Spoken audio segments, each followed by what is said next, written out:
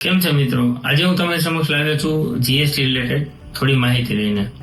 10મા મહિનામાં નોટિફિકેશન આવ્યું હતું કે જાન્યુઆરી મંથથી GSTR 1 નો જે ડેટા છે એ 3B માં ફ્રીઝ થઈ જશે. તો હવે જે જીએસટી રિટર્ન ફાઇલ કરે છે પોતે જાતે કરે છે, અધરવાઇઝ કોઈ અકાઉન્ટન્ટ થ્રુ અથવા ટેક્સ પ્રેક્ટિશનર આગળ કરાવે છે, તો વેપારીઓએ ખાસ માહિતી ધ્યાન રાખવાની છે કે હવે જે પણ ડેટા આપે છે તે બે વાર ચેક કરીને આપે. કારણ કે હવે જાન્યુઆરી મહિનાથી GSTR 1 નો ડેટા 3B માં ફ્રીઝ થઈ જશે, જેથી કરીને તમે 3B ફાઇલ કરતી વખતે પહેલા તમે મેન્યુઅલી કોઈ પણ ડેટાને મોડિફિકેશન કરી શકતા, પરંતુ જાન્યુઆરી મંથથી તે GSTR 1 માં મોડિફિકેશન થશે નહીં.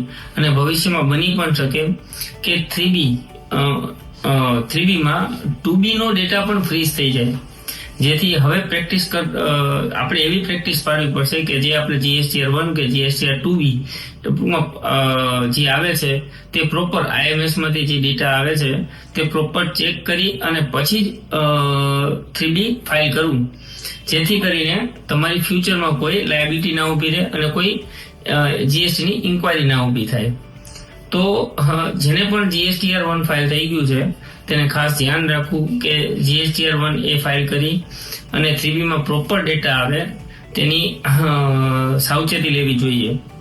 અને GSTR 1 માં જે તમે ડેટા ઓટો પોપ્યુલેટ આવે છે એ હવે 3B માં આવશે. ભવિષ્યમાં આપણે પહેલા પણ જાણતા, જ્યારે GSTR નો કાયદો નીકળ્યો ત્યારે એવું કહેવામાં આવતું કે જે 3B છે એ ઓટો પોપ્યુલેટ થઈ જશે.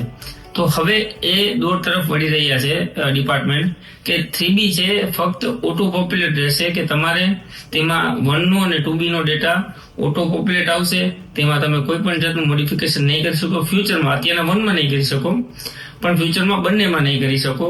અને તમારે જે ટેક્સ ભરવાનું આવે છે તે લાયબિલિટી, અધરવાઇઝ જો ક્રેડિટ આવે છે તો તમે કેરી ફોરવર્ડ કરી અને રિટર્ન 3B ફાઇલ કરી શકો છો.